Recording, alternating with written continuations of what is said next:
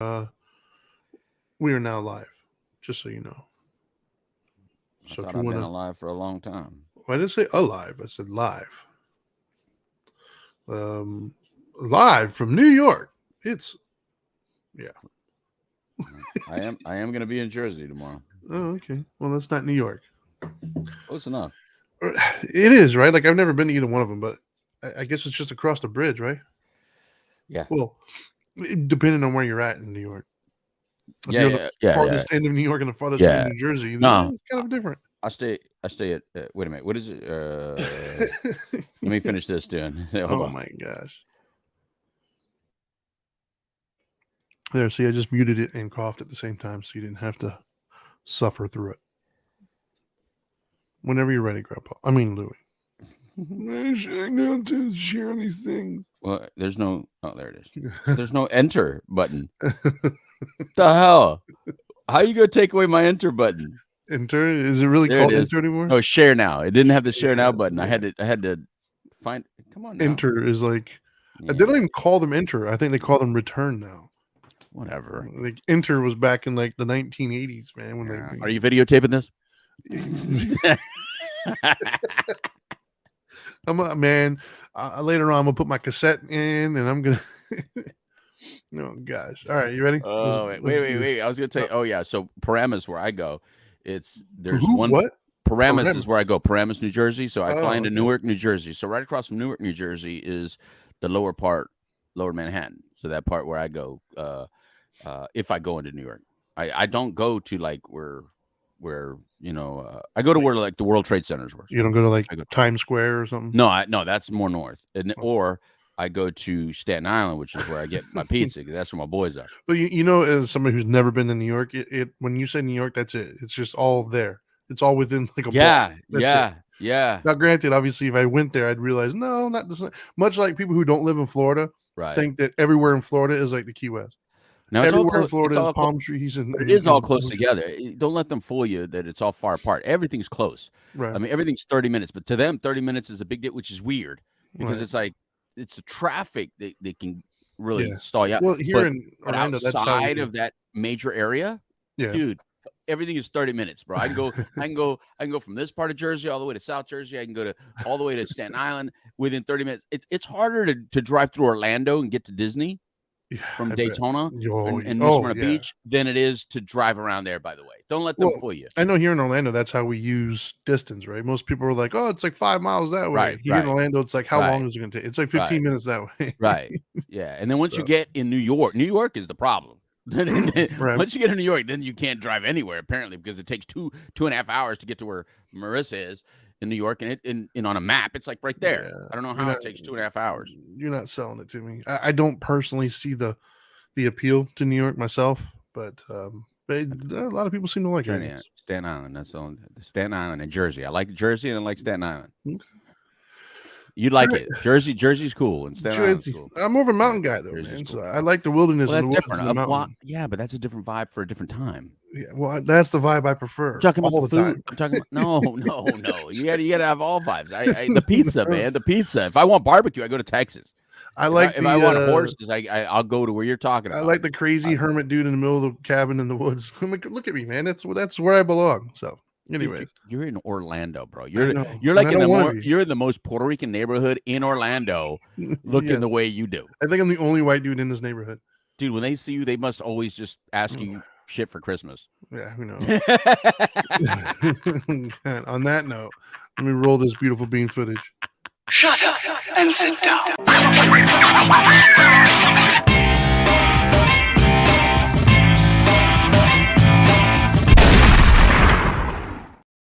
Boom. What's up, everybody? Welcome to Dope and Dharma. This is the Dharma Time Hour, and he is the Dope Doctor, and I, of course, am the Dharma Guy. What's up, everybody? Thanks for tuning in. Hola. Exactly. I could have just saved all of that and just said, hola. No, because apparently that would be misappropriation if you said it. I could say it because I'm Mexican, Puerto Rican, but you can't say it. That's what they said. I don't know, man. I'm just going with what they're saying, man. Probably. Apparently they forgot when you used to be put down and not allowed to go into restaurants and not allowed to have jobs. People forget when Irish people weren't allowed to do crap. Or Italians weren't allowed to do crap. That would be for our Friday show, I think. Yeah. Although it kind of fits in with today's topic, I think. Anyways, for those of you who are just tuning in, we appreciate you. Thanks for tuning in. If you're listening to this on, look at that. If you're listening to this on any of our podcasting platforms, make sure you subscribe. If you're listening to this on YouTube, like, subscribe, share, all that fun stuff. If you'd like to participate in any of our discussions live, make sure you go to YouTube Live, Facebook Live, or Twitch Live under Dope and Dharma. And then, as I just said, you can listen to us on any of the podcasting platforms if you'd rather listen to us on your own time or just listen. So, I have yet to ever go to Twitch. I don't even know what it looks like. I don't even have the app. And you know what? The weird thing is, we actually have people who listen every week or every day on Twitch. That's just so weird. What's up, Twitchers? Yeah, it's interesting. I have a Twitch because of the Dharma guy. I do like some gaming stuff here and there, but nothing like you should. You're good at it. You're good at it. What's your gamer name, by the way? Tell everybody what your gamer name is so they find you. The Dharma guy.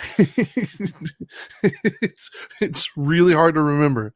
It used to be some funny name when you didn't know that. I remember that. Yeah.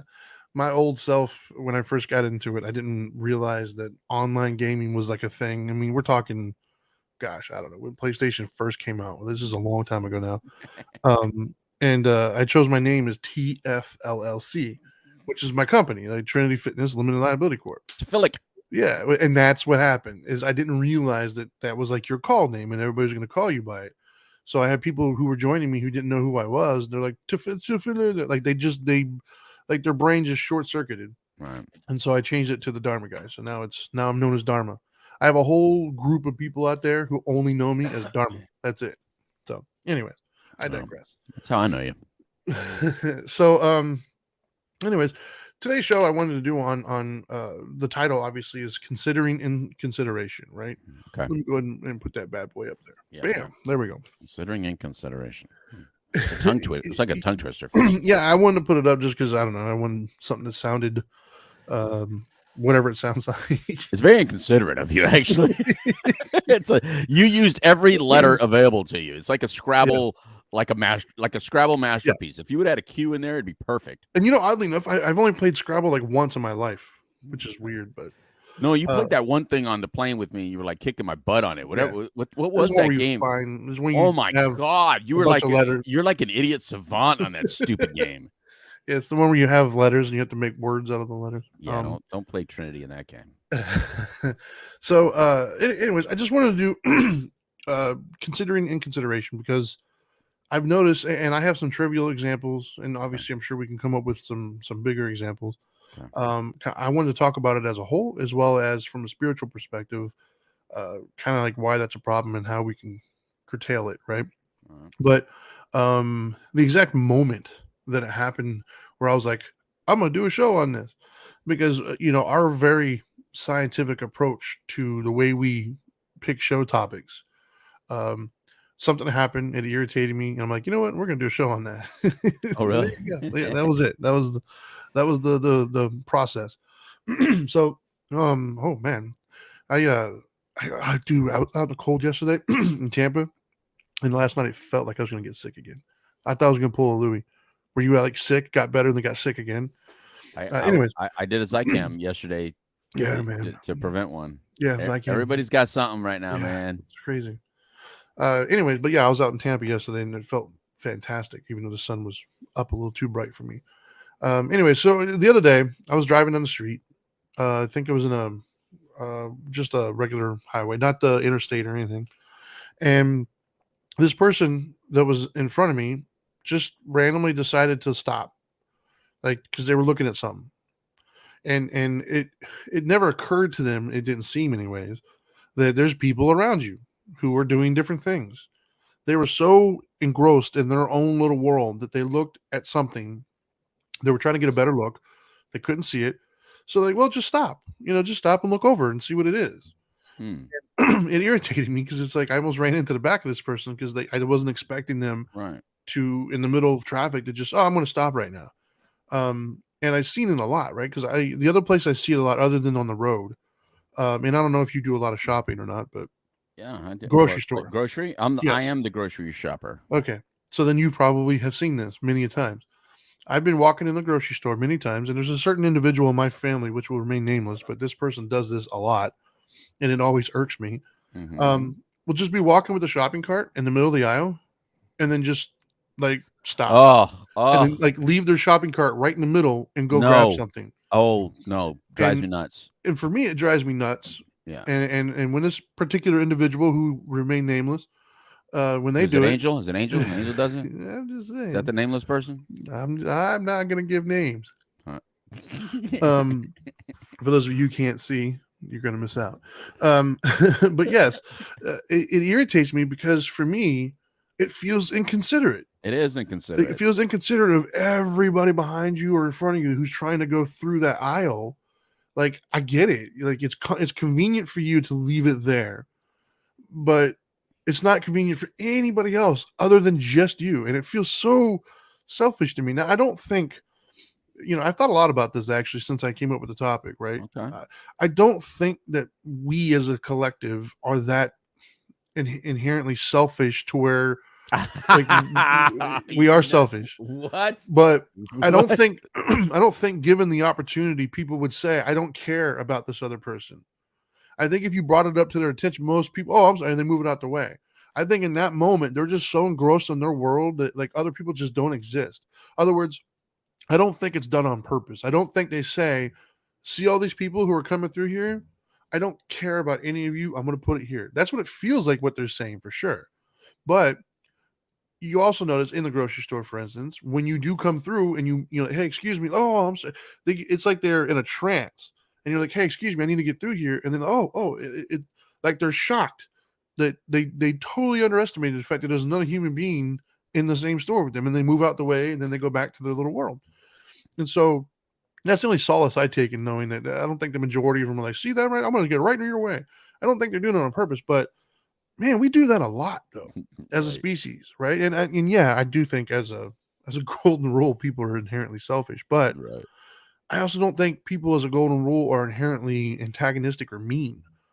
I don't think given the opportunity, they would purposely ruin somebody else's moment.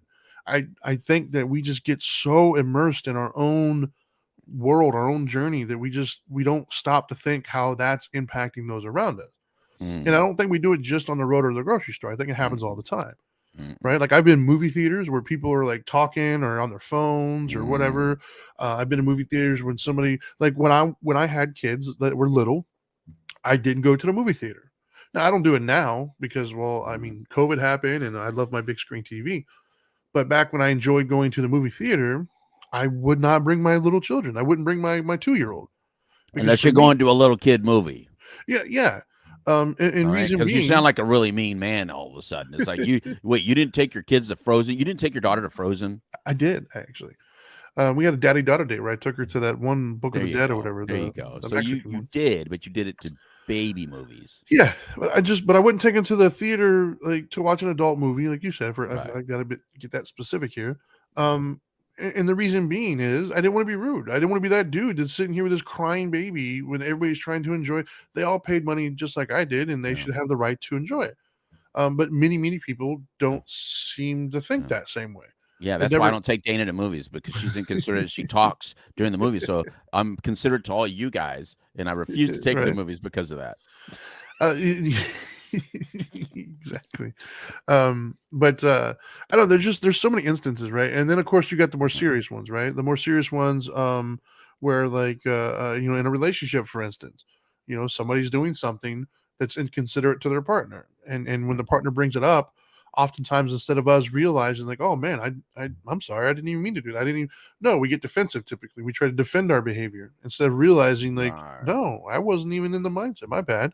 Because there's like, I've had that conversation one time with my wife where she was one time she specifically got mad at me because she left clothes in the washing machine, and just in her mind assumed that I would go out into the garage, see that, and say, oh, let me switch them to the dryer for her.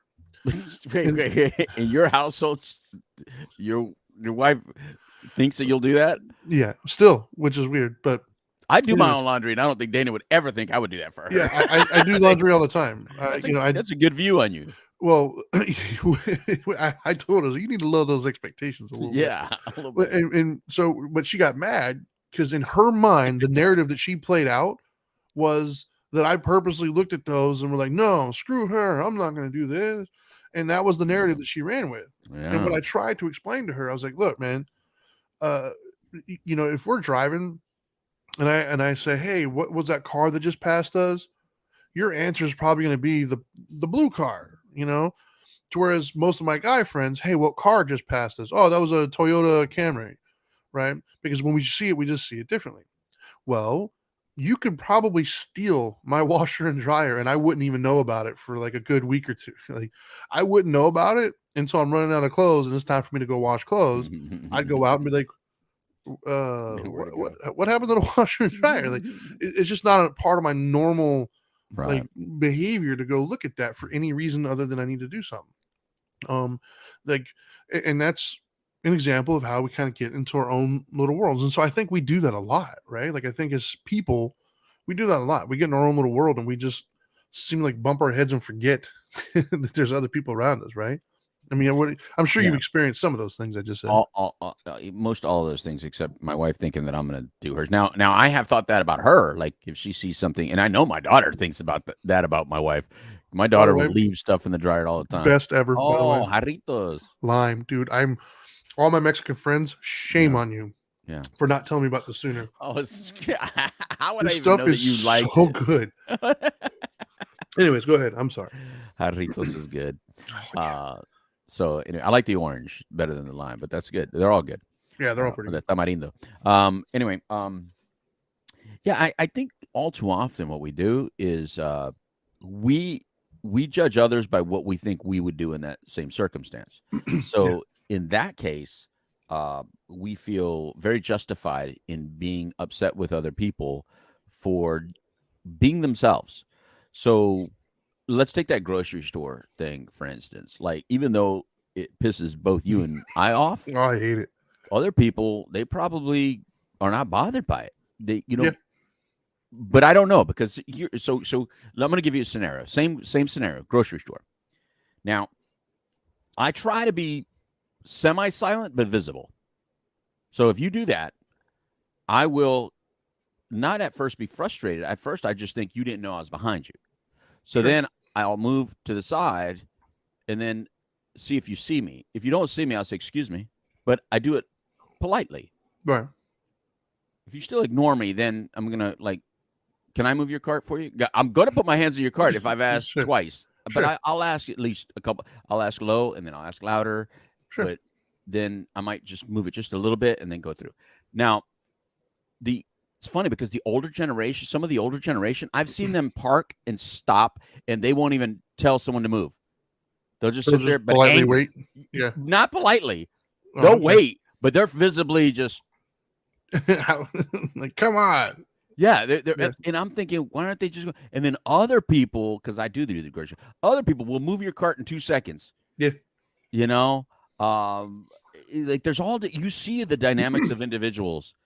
And there are types. You can literally stereotype shopping experiences. You really can. We got the shopping cart thing too, right? The notion that the shopping cart dictates the kind of human you are. You've heard that, I'm sure, by now. What do you mean? How you pack put it, whether you put it up or not? Like when you go to the parking lot. I always put it away. That's a very inconsiderate thing to do. For those of you that just leave them stranded, I don't even understand that. That's just ridiculous to me. So do you leave it stranded? Is that what you're saying? Depends on how you define stranded. I do both. Oh my God! I Trinity. do both. If I'm in a rush, I will walk it all the way up to the if they don't have one of those things. Yeah, I won't do that. No, man. I won't do that. Oh, because those things can damage cars. They block spaces. They like to roll on themselves and scratch vehicles and stuff. Anyway, I'll put it up on the ledge or something like that so it can't roll. I did that younger. I did that. I'd lift up the 2 front wheels and stick them there. Yeah, but now they have all those things there. So yeah, they usually have one within distance. So I very rarely don't put it in there. But anyway, back to the inside. The inside, Trinity, I not only go to the side, even though there's nobody in the whole row. I not only go to the side, but I'm watchful of where I park it. Like, do I park it in front of like a desired object? Or wow, okay. Right. If it's something that like who buys that? Well, Then desirable that's where to I you. park it. But I would never park it like in front of mac and cheese. You know, someone's coming and they're gonna want mac and cheese, right? So never park the It'll car. be me because my kids love that. That's what I'm saying. So you don't park it in front of something that's. I always park it, with something that I think nobody really wants. And then when I see someone coming, I'm very mindful of because they'll do the look, right, and they'll do the look around, try to open a door when there's no opening, and it's like, yeah, let me move this for you. Oh, no, it's okay. I'm like, no, it's not okay. I got it, but I don't say it. But I'm like, go You just for hit it. it on the head, though. I think with the word. Yeah. There's Well, one be word. mindful. You got to be mindful of what the other people. I'm constantly that way, but everywhere. It's not just grocery store. It's driving. If I hate when people drive slow in a fast lane. I think it's this fast lane. It's a passing lane. I view it as a passing lane, not just a fast lane, because there's always faster than you. Sure. It's a passing lane. So to me, I'm constantly out of that lane. I go in that lane and out of that lane, in that lane, out of that lane. So if I think I'm going fast, but you're going faster, I'll still move. Yeah. But I know there's people out there saying, I'm going fast enough, so you're just going to have to find your way around. It's like, really? Or two cars. If you're in the faster lane and there's a car dead side against you, slow down or speed up, but somehow leave it open. Do not stay 2 by 2. Yeah. The only time I will do that is if they're a prick about it. If I'm obviously like almost past this car and they come flying up on me and they ride me trying to bully me out the way, then it's like, nah, bro, now you're just being a dick. Like, no, that's just disrespectful because you could hurt me. Like, who knows? I could accidentally have to. What if I have to hit the brakes for whatever reason? You're right up on me. Like, no, man. Like, I'll move out your way. Just give me a second. I'm already almost past this car. Yeah, for that guy, I'll still do it because they're dangerous. Right. They're dangerous drivers, and they're gonna Sure. they're gonna have I didn't say it was the right down the road. thing to do. but the ones that when I don't do it is for the driver that does not see. I ride with cruise control. Right. The driver that doesn't understand speed consistency, they'll pass you and then slow down. But as soon as they're in front of you, they slow down. But as soon as they're behind you, they speed up. That driver that's constantly getting right back in front of me, and I'm on cruise control, but that driver keeps getting in front of me and keeps slowing down in front of me. That driver, next time I can slow them down, I will mess with that dude. Well, and to be honest with you, very rarely, and this is because I'm mindful, right? Very rarely will somebody come up on me and have you to drive fast as hell, bro. Well, not only do I drive fast, but my other thing is I will see them coming, and I'll move out the way ahead of time. Correct. That's what I do. I will see them coming from so far away and realize that they're moving, and I'll just get out the way knowing that they're coming. I anticipate. You have to anticipate. Yes. In everything, by the way, in everything. Don't just walk across the street thinking because I'm a vehicle and you're a human that I'm not going to run into you. I might accidentally hit you. And you're going to ruin my life because your dumbass couldn't go all the way to the Oh, this is Dharma Time. I probably shouldn't call people dumbasses on Dharma Time. But, if you dumbass does not go to the crosswalk that's just 50 feet away, and then you have a baby carrier, you have the nerve to have a baby carrier, a baby stroller, and you're walking illegally across, you're just a ridiculous person. That you're going to hurt somebody. Yeah, but the problem is we all do it, right? We all have our moments of inconsideration, some more than others, and some in different spots in life. Right, but I like to judge them that's like I judge situations by what looks like a repetitive behavior, like a part of who they are, and some that I could tell that it's a mistake because when they see you, they're like, I'm sorry, because I do the same thing. I'll be doing something considerate, and then when I'm caught doing, I'm like, I'm sorry, but I'm instantly apologetic. Other people get mad, like what? Yes. Well, we both have somebody in common, right? That told us a story one time and how they parked in the middle of the street to help their wife with something, and then as somebody was coming through, beeped the horn at them, and then they got angry, like, "Hey, I'll be done in a second." And we were trying to tell this person, like, I understand from your perspective, you were just trying to help your wife out. I get it, man. But the other person who's trying to go to where they got to do, maybe they're trying to go help their wife out as well, and they can't. Right. Not because of their inability, no, because you decided to leave your car in front of them and they couldn't go around it. Yeah, and you were technically, they did not get it. They actually thought they were right. They said they slowed down because of it. Yes. And that's what I mean, though. We have a lot of people like that. At times I feel cursed because I am one of those weird cerebral individuals that notice damn near everything around me.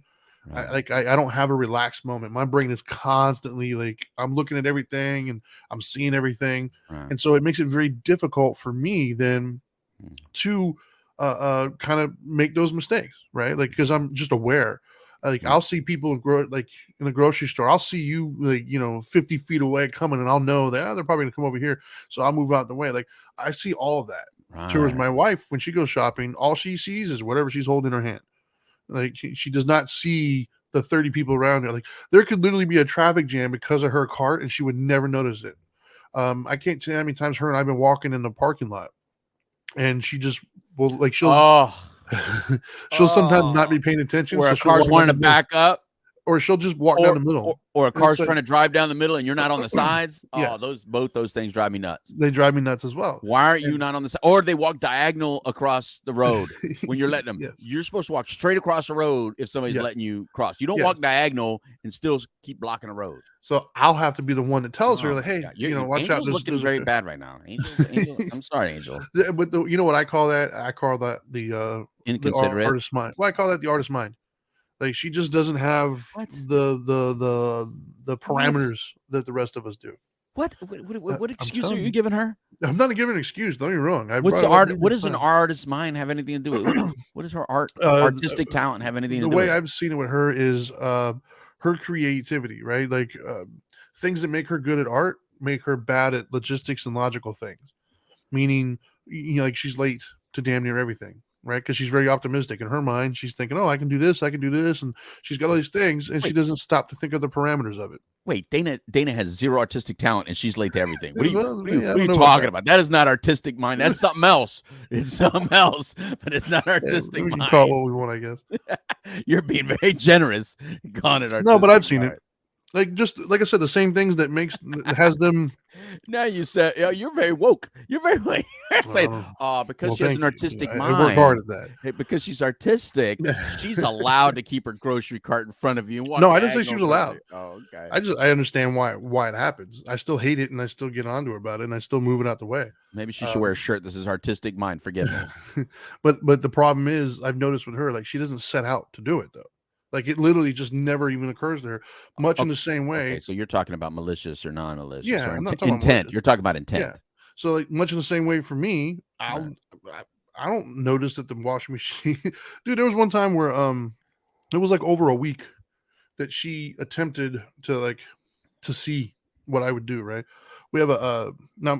Let me set this up. Oh boy. Before her and I got together, I have, like most other people, had a trash can in the bathroom. And then you kicked her out and you told her, leave my house. Wow. You weren't supposed to stay this long. I remember those days of you. I would go weeks and wouldn't have to change it out. Because I, for whatever reason, in my daily whatever, I don't generate trash in the bathroom. I just don't. So I had a trash can, and so I never got into the habit of looking at it, because I would literally go months and not have to change it. Because it's weird. I don't know what you guys are doing to generate so much trash in the bathroom. But I blow mine in the bathroom. That's where. I don't. Every one of those Kleenexes are in the bathroom. Well, I clean my ears in the bathroom. Every single one of those Q-tips are in the bathroom. All doctors say you're not supposed to do that, but anyways, so I would go months, and so I'm not trained into like looking at the trash can. To where she, on the other hand, generates copious amounts of trash in the bathroom for various things, and it fills up within like a couple days. And so one time she left it there for like a week, I think it was, seeing if I would do anything, and she thought I was purposely not, changing it. I was like, I don't think you're understanding, man. I just don't look at it. Like, you could literally put the cure for cancer in there, and I would never find it, because I just don't look at it. It's not a malicious thing. I'm not intentionally doing that. I'm not intentionally avoiding it or saying, well, no, that's her. Well, they also have cycles. So it just doesn't occur to me to look at it, right? Those have to go in the trash can, Trinity. Well, mine doesn't have cycles anymore. You have daughters, though. Well, they don't use our trash can. Oh, okay. They have their own bathroom for that. All right. Thankfully. But my point though is, I've because I'm observant, I've seen that. I've seen them do that. Like, I've seen my kids do it. I've seen my wife do it. I've seen friends and my mom, even myself. I've done things where I've noticed, and I look back like, damn, it never even occurred to me. Like, I didn't even see that. And so I think that, gosh, we have a lot of that.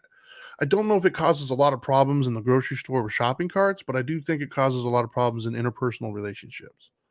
I think with friends, like, for instance, I won't go into, I'm not going to go into details. You're going to accidentally give me something? No, sensitive subject. You already know. Don't tell me if it's going to hurt my feelings. No. It's a sensitive subject, and you already know that, but I'm not going to put it out there in the world, but Okay. I'll give the All right. premise of it. All right. There was a situation that occurred recently with a family member, and a friend of the family decided to do something without reaching out to us first, and it affected our family.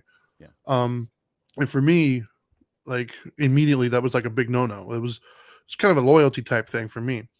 Having said that, I'm fully aware that the other person's intent, they thought they were helping. Right. They didn't realize that there was more to the story, more going on, and they were actually hurting more than they were helping. Right. However, for me personally, if a friend of mine did something like that, it's a loyalty issue, and I would treat them differently moving forward. Because for me, it's just there's certain principles that I live by, and that's one of them. And so that's an example of how not being considerate of the other person and how they're feeling, realizing that there's two sides to the story, and interpersonal relationships can cause conflict. And I think that is a real problem. Right. Leaving your shopping cart in a store is inconvenient, it's frustrating, but it's not leading to major problems unless you're already, you've reached that point where it's just the next thing that happens, you're going to lose it.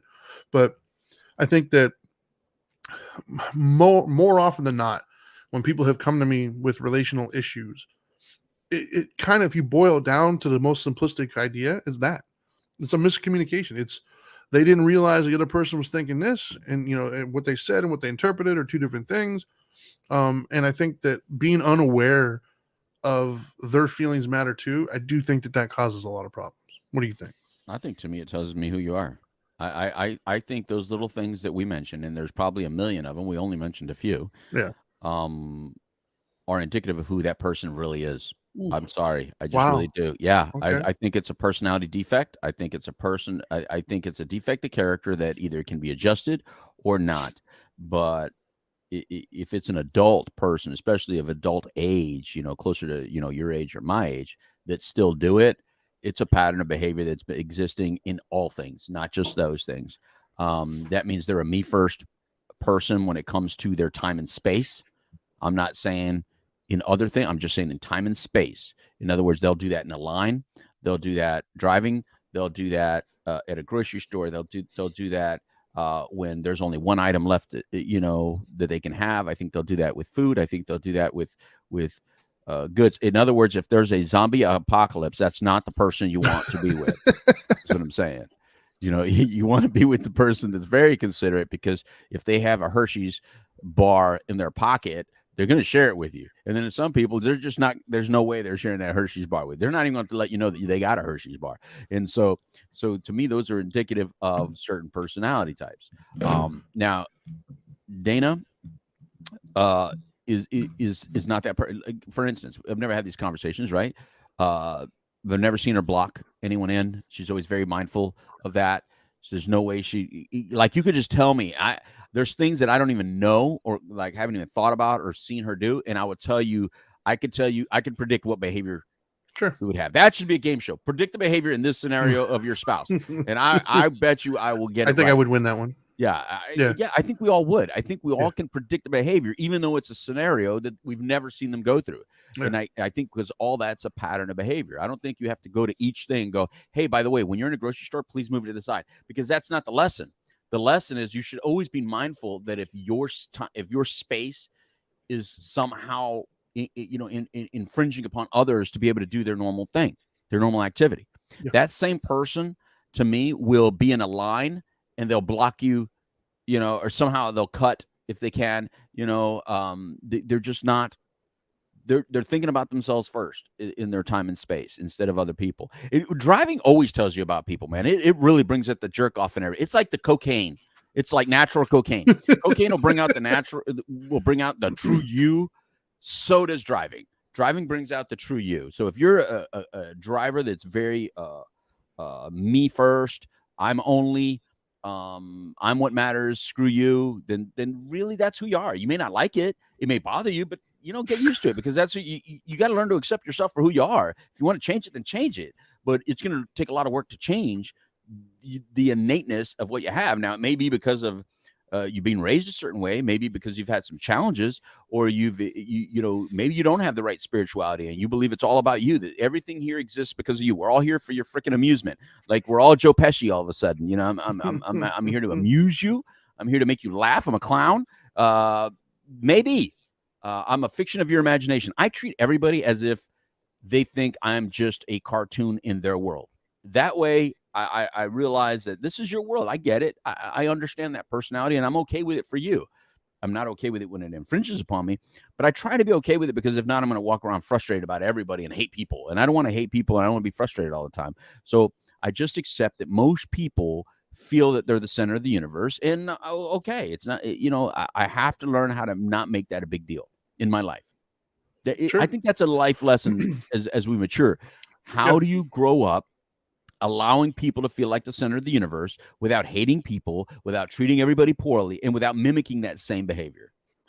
Yeah, I think for me what's helped, because I've gotten less aggressive I haven't. The aggression hasn't gone anywhere. No, it's still here. It's still here. I've learned how to moderate where I let it out and how I let it out Right. as I've gotten older. Yeah. And one of the things that has helped in those situations is just I used to fill in the narrative and say that they did it on purpose. Right. Or I would fill in the narrative when I was younger by saying, they're stupid. Stupid people do stupid things, and you irritate me. Now as I've gotten older, even I'm not going to say it doesn't irritate me, because it still does to a lesser extent, but it's there. But the way I kind of skillfully handle that is I just think, that's just whatever, man. They're doing their thing. They're lost in the world, and just, hey, excuse me, let me get through here. And that's how I personally have been able to navigate that in a way that doesn't cause me suffering or those around me. Some days are easier than others. Some instances are easier than others, for sure. I've noticed that for me, when like the car one affects me sometimes, if it's drastic enough to where I feel like my life was in danger, or if my property was about to be destroyed. Like the other day when the car just stopped, where one lady, it was a 2-lane road and there's a turn lane, and she just skipped the turn lane altogether and was in this lane, just decided to turn right in front. I'm like, what are you doing? In those situations, yeah, it irritates me, because I got my kids in the car. Like, I could have ran into the back of you. I could have destroyed my car, your car, maybe you have a kid in your car, and I could have hurt them, all because you were what? You didn't understand that the turn lane is for turning. Like, and yeah, those things do bother me for sure. But yeah, even in that instance, seconds later, I'm good. Right. But in that exact moment, my reaction is that of, what the hell? Like, I get irritated, and I think that's rightfully so. Right. It's a high tension thing, driving. There's a lot going on while you're driving, and some people handle it better than others. But for those of us who handle it better, it's not that it's any easier for us. We just become more adept to handling a very stressful situation. Like, there's a lot going on that you got to focus on. But so I was raised to be considerate. Like, that's just how my mom brought me up. I'm trying to do the same thing with my kids. When my kids are saying or doing certain things, if I feel that it's inconsiderate, I'll pull them to the side and say, hey, and I'll try to explain to them why I was inconsiderate and why it's important to be considerate. And then when they do things that are very considerate, I'll tell them, hey, good job. I saw what you did there. That's pretty cool of you. I'll try to kind of pump them up at the same time. That's what my mom did for me. And it's something I've stayed with my whole life. And I'm thankful for that. It can be fun. It can be annoying sometimes to notice everything, but I'd rather notice everything than notice nothing. I'd rather notice everything and be a little stressed out than notice nothing and be that person that's causing the chain reaction of hurt feelings and frustrations for everybody behind me because I wasn't paying attention. So you can remember a specific lesson that your mom taught you to learn consideration? Oh yeah, tons of them, because I was a very inconsiderate little prick when I was a kid. I was just an angry, mean kid, and so there's many times where I was doing things that were mean or something, and she would stop me and say, "No, like, how do you think that makes the other person feel? Do unto others as you do unto them," kind of a thing. Interesting. Yeah, she taught me a lot of that when I was a kid. Yeah, I got none of that. And it's not to put my parents down, but I'm just thinking. So my dad was the considerate one, or is the considerate one, and my mom is not. So my mom's lessons are all revolving around family. Now both of them consider it family, no matter what. I mean, like, right, sure. they'll do anything for her, go out of their way, whatever. That's different. But outside the family, my mom's more about image. Like, Right. how does that make us look? You know, Right. not how does that make them feel? It's like, Sure. like how do you feel about it, and how does that make us look? But my dad, on the other hand, is like he's more like that. Like, I can see that's that. my dad I can see was that. mindful of that. So I Just had from my both. interactions with him, I can see Yeah. that. So maybe because your mom was one, she had to do both, play both Right. play both roles. Right. But in my family, it's definitely defined roles, and that doesn't Sure. mean one is worse than the other. I just, when you said that, I was thinking, God, what were the life lessons? And like the first one that came into my head is I remember calling a girl fat and ugly or something like that to my dad, Right. and my dad looks at me and goes, "You're so stupid." I go, "What?" He goes, "All women are beautiful, Louis. All of them. You should treat them all like they're beautiful." Right. And I'm like, "What the hell's my dad been smoking? What the hell's he thinking?" I was like, "Can't he see how?" And I try to convince him to look at her dad. I've had conversations like that with my son. And the more I try to convince, and I was a little kid, but the more I try to convince Yeah. him, the more he got really angry. And he gets that look. My dad looks at me like I'm the stupidest guy on the planet. And I know that look very well, because he's like, my dad is probably always gave me that same exact look for every topic of every comment. He just gives me a look like, how can you have come from me? Like, he gives me that, how the hell? How do you breathe, Louis? How have you not bumped your head or fallen off a building with that line of thought? That's the way he looks at me. You've just summarized my relationship with my son. Yeah, I was your son growing up, and my dad just looked at me like, I don't even know how you exist. Yes, there's sometimes when my son will do something, I'm just like, oh my God, dude, what are you doing? Yeah. But I've had conversations, because he's done that, right? Because he gets his feelings hurt, and then I see it's written all over him, man. He's an emotional kid, and when his feelings get hurt, instead of him understanding and working with that, he's 11, he'll lash out. You hurt me, I'm gonna hurt you right back, And part of me, I don't want him to get rid of that, because I like the aggression. I think as a boy, you need to have a certain amount of aggression. So I'm not trying to stamp it out, but I'm trying to reel it in. Like, I don't want him to get rid of it, but I want him to learn how to, like, okay, there's a time and a place to use that aggression. And so, oftentimes, like, him and his sister will get into it, and she'll like push him, and he'll push her back, and she'll hit the ground because he's stronger. And I was like, dude, you can't do that. And he's like, well, that's, she pushed me. I was like, it doesn't matter, dude. You're bigger, you're stronger. Like, you got to, reel that in. And so I've done that a lot with him, where like some girl at school was mean or something like that, so we called her ugly. There was one time he got into an altercation with a girl. Oh, girl.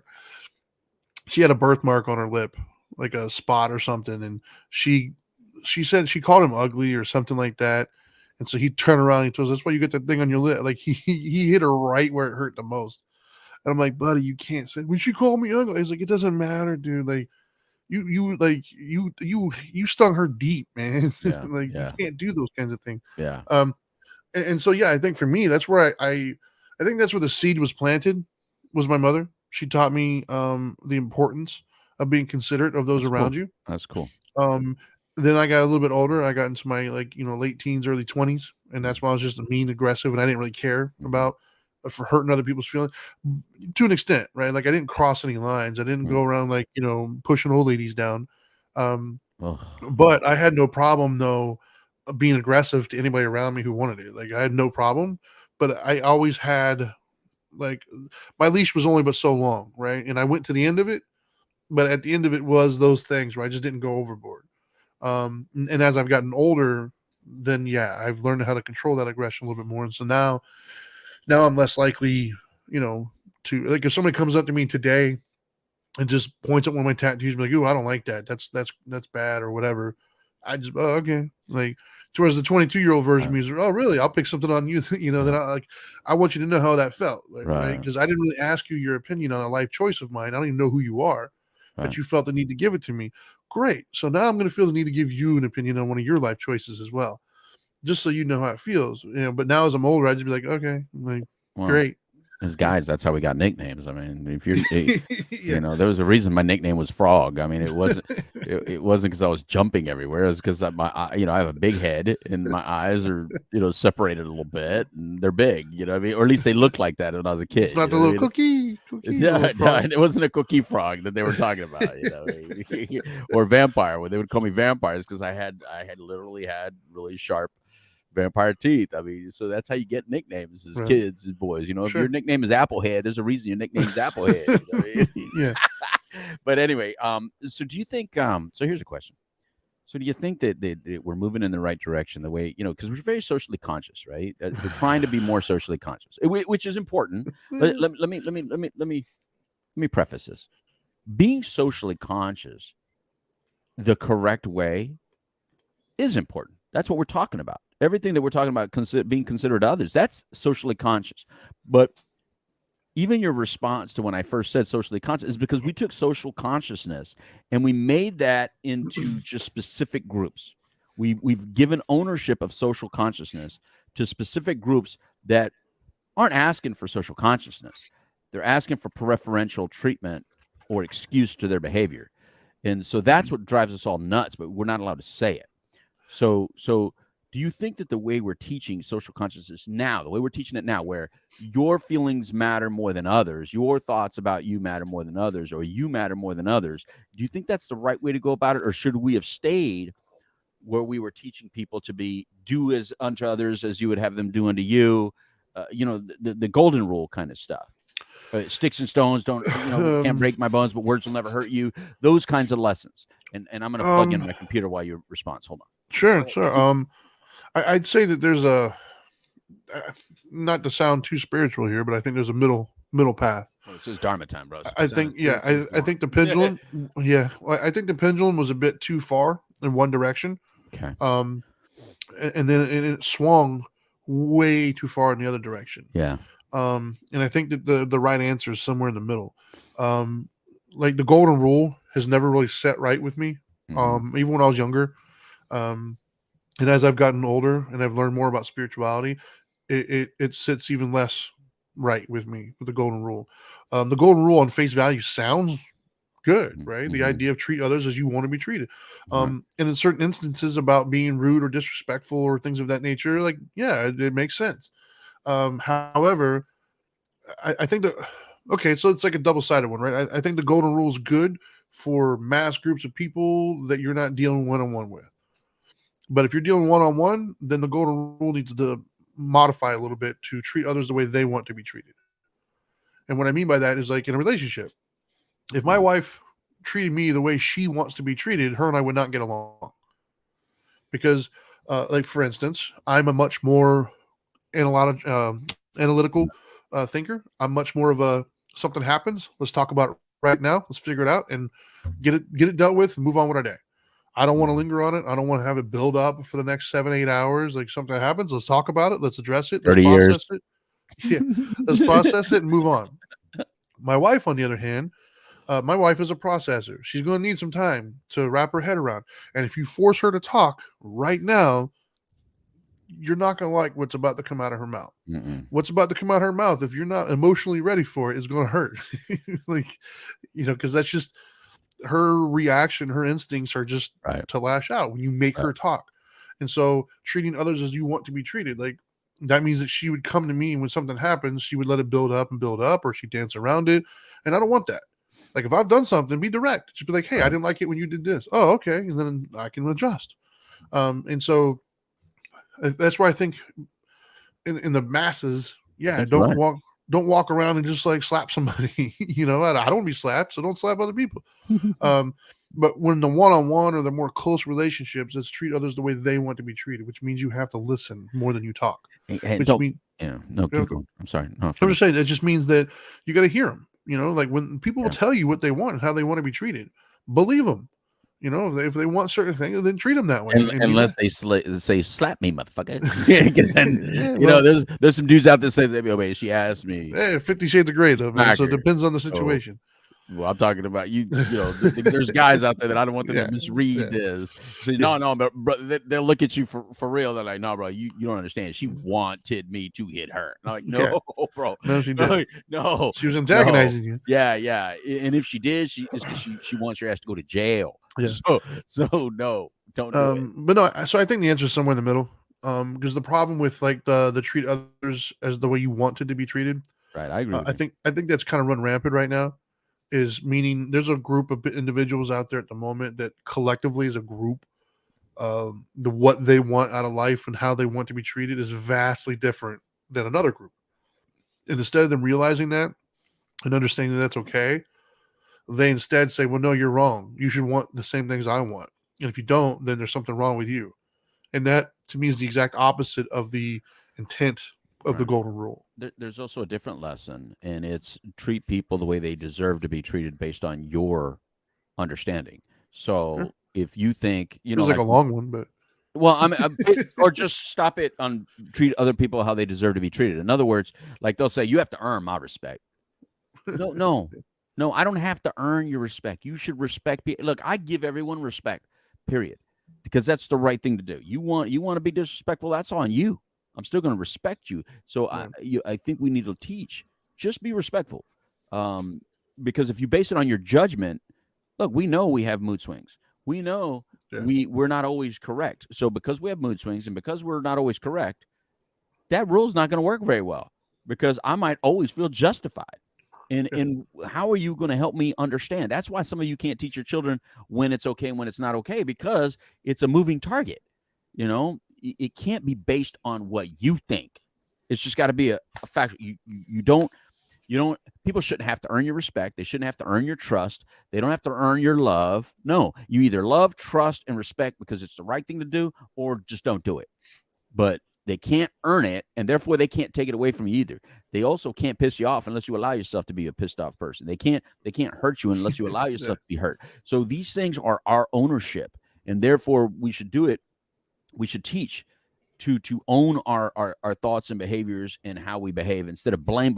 Like, I'm like this because of this. I'm like this because of this. And I'm not talking to people like my wife who thinks everything she does is because she's a Virgo, which might answer some of your responses, because your wife is a Virgo too. Mm-hmm. So my wife's response to some things, she just laughs and she goes, "Oh, it's because I'm a Virgo." I'm like, baby, that doesn't excuse you of anything. Yeah. You know what I mean? Because she'll always look at me and she goes, "You are no Libra." I go, "I am a Libra." She goes, "No, you are no Libra. You are a Scorpio because you are premature." And I'm like, I don't know what that means, but it sounds like you put me down, baby. So I don't know enough about them damn signs to know what she's saying. But Libra says I'm a damn Libra. That's what it says. That's what the coffee mug says. Look at what the Libra says. Look, wait. Romantic. What is that other word? Harmonious and balanced. Yeah, she doesn't think I'm harmonious and balanced. I would say she's got a little bit of she's not an unbiased opinion, though. So yeah, I think unfortunately the golden rules, and that's why I was asking you. You think that we're not just the golden rule, but all lessons. I think we're teaching people to look, if they're a person of a certain type that you don't like, then all the stereotypes that you have in your head about that person and that type, apply them to them, unless they're looking at your stereotypes and then judge them upon that. And that's the weird rule. It's like you stereotype, but no one's allowed to stereotype you. You judge them, but no one's allowed to judge you. Yeah. You know, and that's a weird rule. That's just a weird. How do you raise kids with rules like that? Because we're actually teaching our kids that. I don't.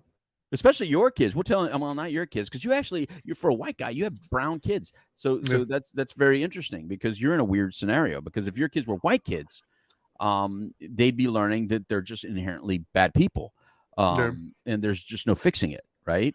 In today's world, they trying, but spiritually, I feel for a lot of these kids that are not understanding the complexities of some of these conversations. You know what I mean? They just don't. And so spiritually, how do you help someone understand? No, we are all equal, baby. You're allowed to see people as equal. No, you're not inherently bad because you're not of a certain type. No, you're allowed to have judgment even upon those types of people or those kinds of people, because judgment is a natural thing. Now, what you do with that judgment and how you speak that judgment is what you need to learn how to do. But judgment, liking certain people more than others, not understanding certain people, that's all normal. They do it, you do it, we all do it. Nobody has an extra pass on that. Well, like, as another example, right?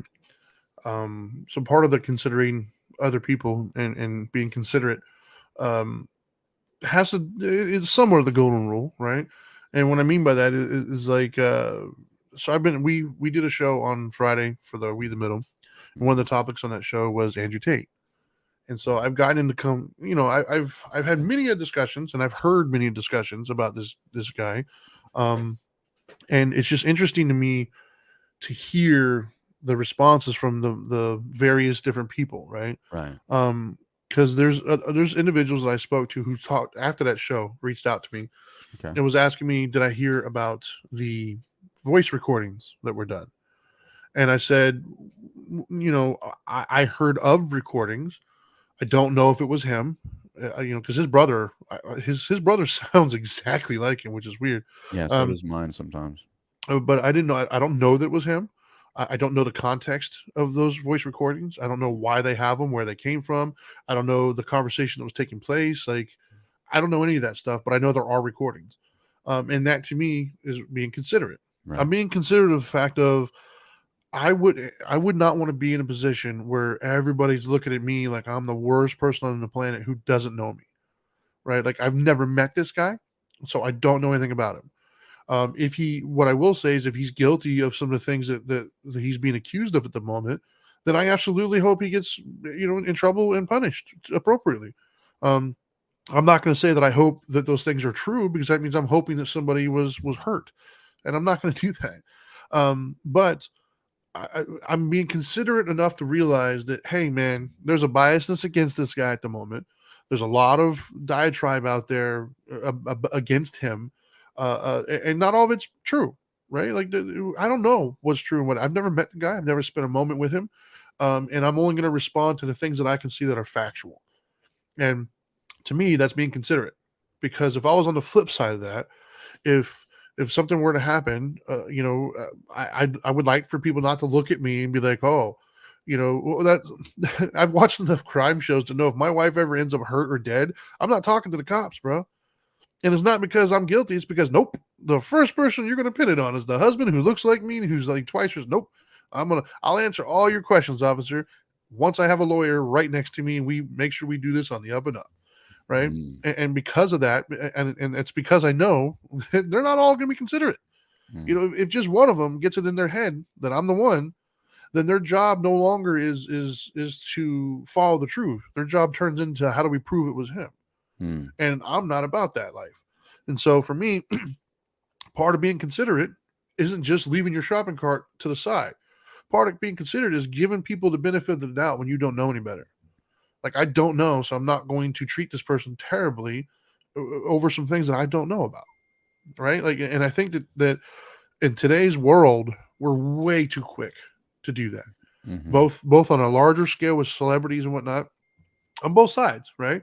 I mean, how many people thought Bill Cosby was so great and so wonderful, and compared him to other people, and he was like the greatest dad? I don't think he'd say that today, right? And I'm not even saying he did or didn't do it, because according to the law, they let him go. So there's something there. I don't know. Right. But my point is, you don't rush to either one of them. You got to be considerate of the individuals that are involved in this. And I think that I don't think in today's society we're pushing that. Matter of fact, if you are being considerate, then you somehow turn out to be the bad guy. Do you know? Because I've gotten a little bit of hate for my defense of some of the things that Andrew Tate has said. The fact that I'm not willing to condemn him like he's the second coming of the Antichrist, I've actually gotten some hate. Yeah. Like, and with Trump, you and I both. Yeah. I am not a Trump guy. Yeah. Never have been, probably never will be. I'm just not a Trump hater. Right. I'm not going to destroy. Like, I've never met this guy, so I can't have these very visceral reactions for somebody I've just never met. I don't know who that is. Well, initially, you and Angel both gave me a lot of shit for that. I thought he was an idiot, because I was defending him first. I still think he's an idiot, but but that's not all you were saying. We like to bust your balls, though. Right. But right. yeah. And then later on, you realized, no, there was a lot of hate towards him without any judge, without really looking into it. Well, I was just trying to be considerate, right? I'm being considerate of the fact of, like, hold up. Yeah. I mean, they were calling this dude all sorts of names, and as if it's a factual statement. Right. And when you look into it, not so much, man. Right. And so I think that that's kind of what I mean too about being considerate. Being considerate is just understanding, man. Like, what would you feel in that position? Not specifically, but in general, right? Like, yes, if I was an arrogant and running my mouth and doing all these boisterous things and presenting the character to the world, yeah, maybe I wouldn't care so much, right? But I don't know if that's what he is or he isn't doing. So let's look at the Right. bigger picture. How would you Right. feel if the world just suddenly you woke up tomorrow and that thing that you did yesterday that you didn't think anybody saw you did, that is not indicative of who you are by any means. You just had a lapse of judgment, maybe a moment you overlooked something. Who knows? Maybe it was just an innocent, stupid mistake Right. that thankfully nobody saw and you were able to move on with your life and it's no big deal. Yeah. Well, what if the world saw that? And you Yeah. woke up tomorrow and they turned on you and thought you were the worst human being. You got fired from your job. Your family left you. You moved the Like, Corvette. yeah. Just if just your entire world came crumbling down for some innocent, stupid thing that you really didn't even think of, and that happened. So that's what I mean by we have to be considerate, man. Like we do. We have to be considerate from the small Right. to, hey, that person has every right to reach the mac and cheese just as I do. So let me not block it. Let me kind of be Right. aware of my Right. surroundings. All the way up to the highest of, I've never met this person. I don't know what the facts are, so I'm not going to condemn them yet. Right. And you're bringing up some good points because you're talking about some serious judgment based on like one subject matter or something, right? So like you brought up Cosby and Trump, two people that could bring up all kinds of discussion and emotion, right? Because neither have been convicted or that's not right. So Well, his really, was vacated, but yeah. right. But I Cosby. mean, but like, you know, you could really have some serious discussions about how you really feel about these two individuals, although they're very different individuals. And it could be based on what you came into it wanting to believe, right? We wanted to believe a certain thing about Bill Cosby. And at least for me, I wanted to believe a certain thing about Trump because I liked him on Celebrity Apprentice, and plus I'm a big boxing fan, and he always put on boxing matches in his hotel. So I looked at him like that. That's it. Like I knew if you tell me, oh, he's a rich snob. Yeah. That's not the part that I'm worried about. You know what I mean? Of course, you know, I don't think you can make that much money without having a bunch of defects of character in New York. Like New York is a rough, tough part of the demographic that you probably are not a very nice person if you're making it in that kind of a tough area, right? So I didn't have any expectations of him being a moral compass or anything, but I did have an expectation of Cosby being a moral compass, right? You see what I'm saying? So I had a different expectation based on a Cosby character, what he gave us as a society. It was so much different, right? The Cosby that I wanted to believe was, and the Cosby that it ended up being accused of, they're so different. The O.J. Simpson that I wanted O.J. Simpson to be, and the O.J. Simpson that we heard about during the O.J. Simpson, very different. Yeah. Trump was like this. You know, I didn't expect much of the person, so it bothered me that people attacked him. It was like, dude, he didn't do anything to deserve it because he's just being who he is. You know, you call him arrogant, that doesn't say anything. You know, that's not, you know, that doesn't mean anything. He's not going around saying, I'm humble. You know, he's not going around doing that. If he did, he'd say, I'm the most humble person out there. Yeah, I'm bigly humble. You know, so I think that a lot of it has to do with we are natural hypocrites, and we have to accept that we're natural hypocrites. It's not a trait that only others have. It's a trait that all of us have. And the harder it is for you to accept your hypocrisies, that makes you a more difficult person to help because you don't want to see that you're hypocritical. You want to deny that you have hypocrisies. You want to believe that me and all animals are better than all other humans. There's some of you that 100% believe that. You really 100% believe that animals are you would save an animal over a person. You would trust an animal over a person. Some animals eat their young. Yeah, and you were like, you forget we're animals, for one, but you forget that the animal kingdom we mimic everything of the animal kingdom. Some people out there believe that, humans are the only ones that kill for fun. You don't know that. Dolphins have done that. We have defined what we see. We have judged what we see. Yeah. You know, you don't know that they really needed to eat the whole damn thing. You know what I mean? No, they've actually got video of dolphins like killing like fish just for the hell of it. And let me tell you something. Go ahead. If you believe that, feed all the alligators and then walk right up to them. If you believe they only kill for hunger, then you do that. You want to go into the lion's cage after they feed him and see that the lion leaves you alone. You know, see that the grizzly bear leaves you alone when he already ate. No. You're being foolish. You're being ridiculous. All plants kill, including trees. You know, so trees kill, Plants kill. Everything living kills.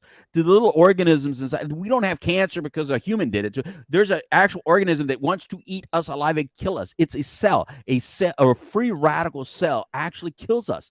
A free radical creates another free radical, creates another free radical, and somehow keeps killing us every year we live. Every day we live, these things are multiplying inside of us, trying to kill us. While our white blood cells are like our little military army walking around trying to defend us. And then some of us are dumbasses, smoke pot that actually kills. The only thing it kills is white blood cells, which is your military, and then depletes your military so it can be killed more. It's just, this is the way kids humans was behave. your medical moment.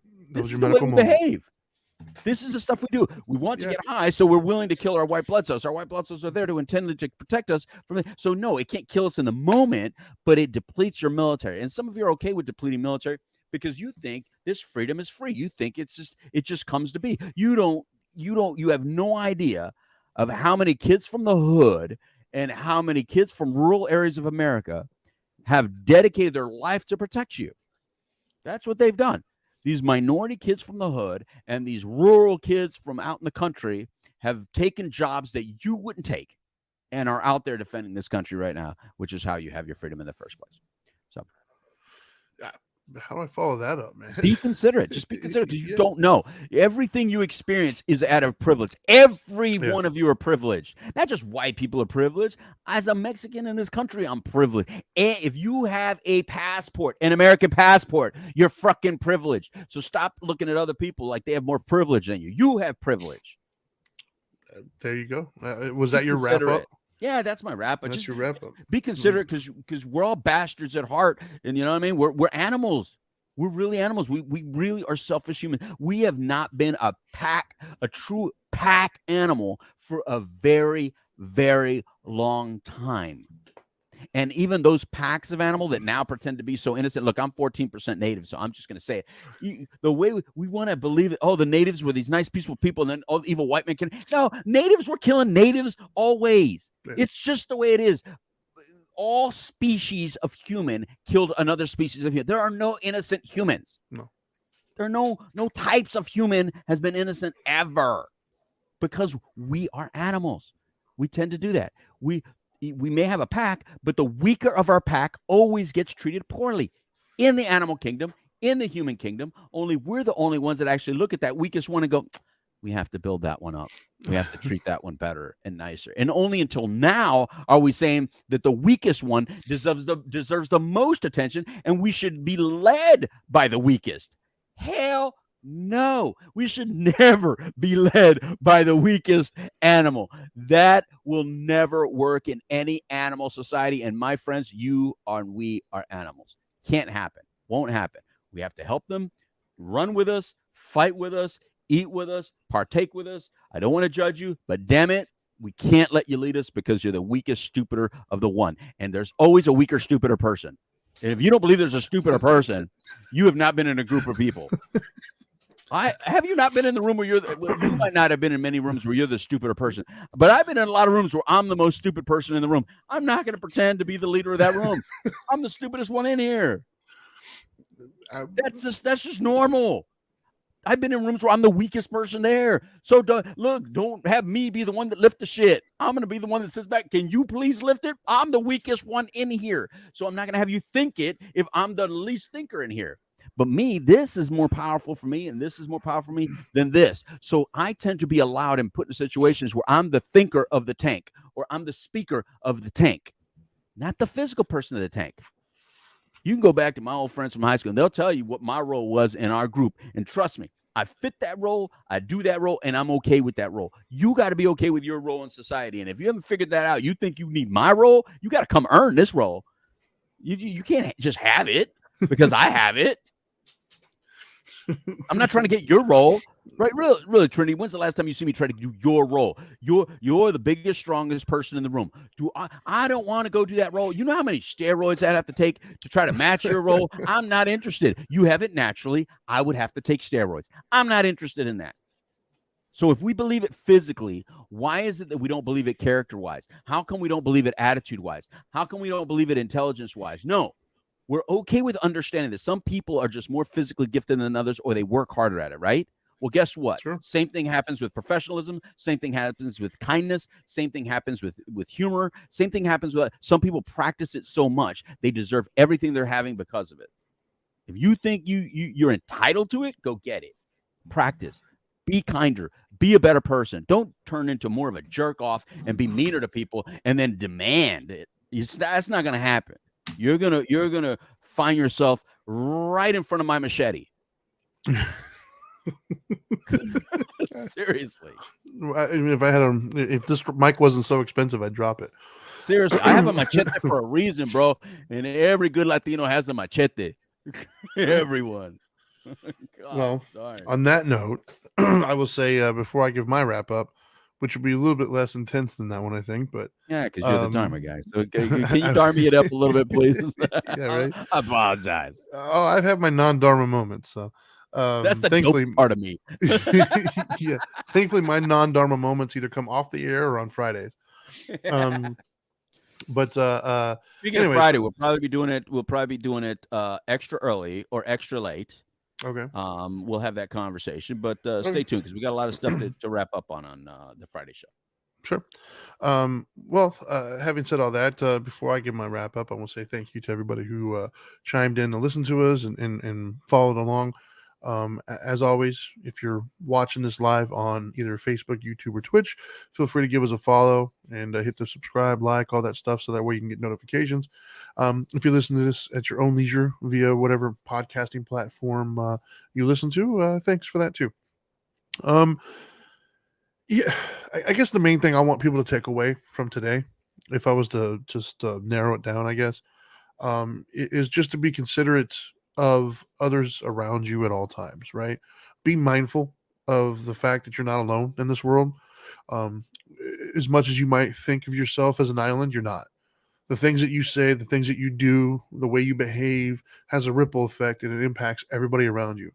Some to a greater extent and some to a lesser extent. But it does. Like you're not an island. You can't just do whatever you want and let other people deal with the after effects. So be aware that other people are present. They have feelings. They have emotions. They have thoughts. That doesn't mean that they have to dictate to you how you behave. However, do your best to not infringe upon them.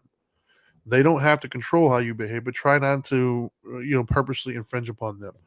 If it's something as simple as, hey, maybe as he said, if I'm in the grocery aisle and I got to stop to look at something, maybe I try to move my cart completely out of the way just in case somebody's coming through before I go look.